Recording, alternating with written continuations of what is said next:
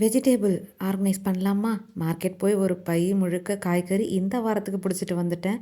இதை ஃபுல்லாக அடுக்கி வச்சோம்னா இந்த வாரம் ரொம்ப ஃப்ரீயாக எடுத்து சமைக்கிறதுக்கு பயங்கர யூஸ்ஃபுல்லாக இருக்கும். தேவையானது எல்லாமே வாங்கிட்டு வந்திருக்கேன். பார்த்திங்கன்னா பட்டாணி எல்லாம் இனிமேட்டு உரித்து ஃபுல்லாக பேக் பண்ணி வைக்கணும். ஃபஸ்ட்டு இதை கொட்டி தனித்தனியாக பிரித்து வச்சோம் அப்படின்னா ரொம்ப ஈஸியாக இருக்கும். இதுக்காக இந்த மாதிரி மெஷ் பேக்கில் தான் நான் எப்போவுமே ஆர்கனைஸ் பண்ணி வைப்பேன். ரொம்ப யூஸ்ஃபுல்லாக இருக்கும். இதில் ஒரு 6 பீஸ் இருக்கும். இதில் இருக்கிற ப்ராடக்ட்லாம் வேணும் அப்படின்னா லிங்க்குன்னு நீங்கள் பண்ணுங்கள். இல்லை நான் மேலே டேக் பண்ணுறேன். யூடியூபாக இருந்தால் மேலே டேக் பண்ணுறேன். இன்ஸ்டாவாக இருந்தால் நீங்கள் லிங்க்குன்னு கொடுத்தாலே உங்களுக்கு வரும். இந்த மெஷ் பேக்கில் ஒரு 1 கேஜிக்கு போலவே போடலாம். இது எல்லாத்தையுமே போட்டு ஃபுல்லாக ஆர்கனைஸ் பண்ணி வைக்கிறேன். ஒவ்வொன்றுமே தனித்தனியாக போட்டு வைக்கும்பொழுது நமக்கு எடுத்து செய்யறதுக்கு ரொம்ப ஈஸியாக இருக்கும்.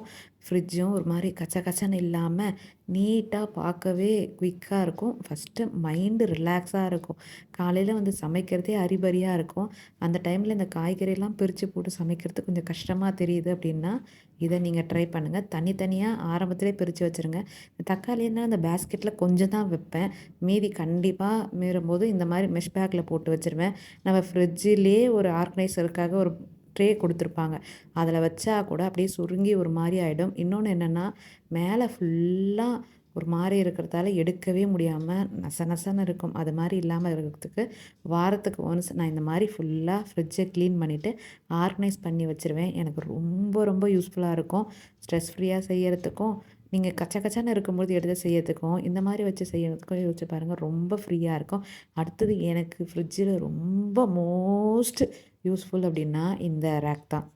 இது ஒரு 3யாக டிவைடரில் இருக்கிறதால இதில் தேவையானதெல்லாம் போட்டு பேக் பண்ணி வச்சுட்டா அப்படியே ஈஸியாக இருக்கும். பெருசாக இருக்கிறதால இதில் ஒவ்வொன்றுத்துலையுமே 2 2 கூட போட்டு வைப்பேன். இன்னொன்று என்னென்னா கேரட்டு இதெல்லாம் கொஞ்சம் ரொம்ப சுருங்கி போகிற காய்கறிலாம் கூட இதில் போட்டு வைக்கலாம். அவ்வளோ ஒருத்துங்க. நான் இதை வாங்கும்போது ஒரு பீஸே 400 கிட்ட வாங்கினேன். ஆனால் இப்போ இதோட செட்டு 2 பீஸு பார்த்திங்கன்னா ஒரு 320 என்னவோ அதுக்குள்ளேயே முடியுது. அவ்வளோ சூப்பராக இருக்குது.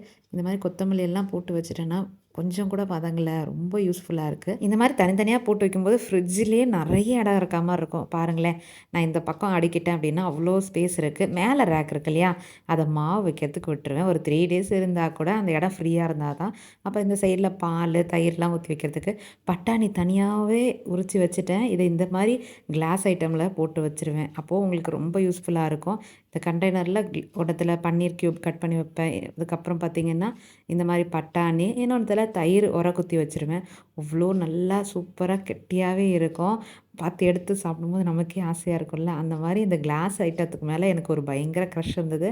அதையும் வாங்கி ஸ்டோர் பண்ணி ரொம்ப வருஷமாக வச்சிட்ருக்கேன். நல்லாவே இருக்கும். இந்த பட்டாணிலாம் அடுக்கி வச்சதுக்கப்புறம் பாருங்கள் ஸ்பேஸே பயங்கர ஃப்ரீயாக தான் இருக்கும். ஓவரால் முடிச்சிட்டேன். நெக்ஸ்ட் வீடியோவில் பார்க்கலாம். பாய்.